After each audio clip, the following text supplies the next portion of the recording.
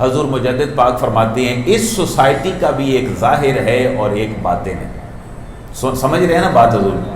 اس society کا بھی ایک ظاہر ہے اور ایک بولیں باطن ہے. جیسے میرا اور آپ کا ایک ظاہر ہے اور ایک باطن ہے.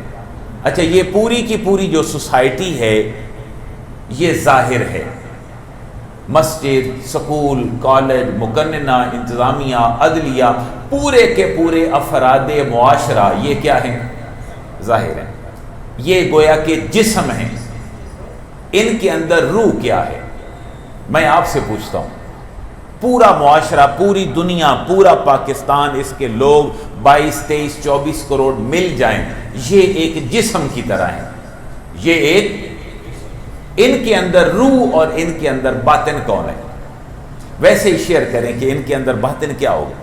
ہم سارے کے سارے ایک جسم ہیں، خواہ مزدور ہو، خواہ کوئی عالم ہو، خواہ کوئی پروفیسر ہو، خواہ کوئی ڈاکٹر ہو، خواہ کوئی انجینئر ہو، ہم سارے کے سارے ایک جسم ہیں.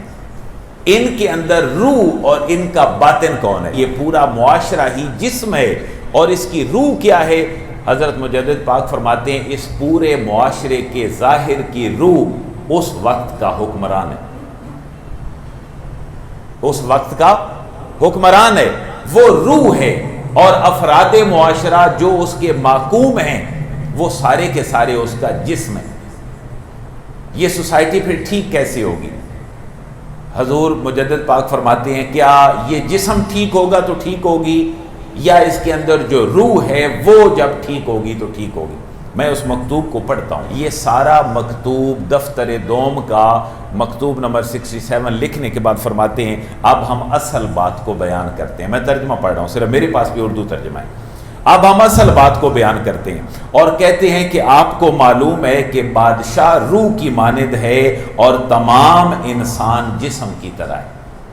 آپ کو پتہ چلے گا کہ سوسائٹی کا بگاڑ کیسے ہے کہ بادشاہ روح کی مانند ہے، حاکم وقت روح کی مانند ہے، اور جو پورے افراد معاشرہ ہیں یہ کس کی طرح ہیں؟ جسم کی طرح ہیں. آپ فرماتے ہیں اگر روح درست ہے تو بدن بھی درست ہے. اگر روح درست ہے تو بدن بھی درست ہے، اور اگر روح بگڑ جائے تو بدن بھی بگڑ جاتا ہے. پتہ چلا آج کے اس پاکستان کے بگاڑ کا سبب حضرت مجدد پاک کی سوچ اور فکر کے مطابق حکمران وقت ہیں. لیکن ہم ان کو کہہ کر بری نہیں ہو سکتے. آج کے حالات سے ہم صرف ان کو الزام دے کر بری نہیں ہو سکتے. وہ چن لیے گئے بطور حکمران، ہم پیچھے رہ گئے. ممکن ہے کوئی ستارہ گردش میں آتا اور ہم میں سے کوئی آگے نکل جائے یا ہماری نسلوں میں سے نکل جائے تو وہ بھی ذمہ دار ٹھہرے گا یا نہیں؟ وہ بھی ذمہ دار ٹھہرے گا. تو حضرت مجدد پاک فرماتے ہیں ہمیں کرنا کیا چاہیے. میں علماء جتنے بھی ہیں، ہمارا سارا ممبر و محراب کا مرکز صرف محلے اور چند لوگوں تک محدود ہوتا ہے. حضرت مجدد پاک کی سوچ دیکھیں. آپ فرماتے ہیں بادشاہ کی بہتری کے لیے کوشش کرنا تمام اولاد آدم کی اصلاح کے لیے کوشش کرنا ہے. حکمران وقت کی اصلاح کے لیے کوشش کرنا گویا کہ تمام اولاد آدم کی اصلاح کے لیے کوشش کرنا ہے. اور آپ فرماتے ہیں بادشاہ کی اصلاح پھر کس امر میں ہے؟ آپ فرماتے ہیں جب تک ہو سکے اس کو کلمہ اسلام کہنے اور عقائد اسلام پر کار بند رہنے کی تلقین کی جائے، اور اہل سنت و جماعت کے معتقدات بھی کبھی کبھی بادشاہ کے کانوں تک پہنچا دیے جائیں، اور اس کو یہ کہا جائے کہ مذہب کی مخالفت کبھی نہیں کرنی وگرنہ تمہاری سوسائٹی میں اور تمہاری رعایا کے اندر بگاڑ پیدا ہو جائے. تو حضرت مجدد پاک کے امام ربانی رحمۃ اللہ تعالیٰ علیہ کے مکتوبات میں میرے اور آپ کے باطن سے آگے کا قدم یہ ہے کہ یہ سوسائٹی بھی اپنا ایک ظاہر اور باطن رکھتی ہے. اس کا ظاہر میں اور آپ ہوتے ہیں اور اس کا باطن حکمران وقت ہوتا ہے. آپ حضرت کے مکتوب سے ہٹ کر اگر سوچیں، اللہ تبارک و تعالیٰ نے حضرت موسیٰ علیہ السلام کو بھیجا، کیا عوام الناس کی طرف بھیجا یا وقت کے حکمرانوں کی طرف بھیجا؟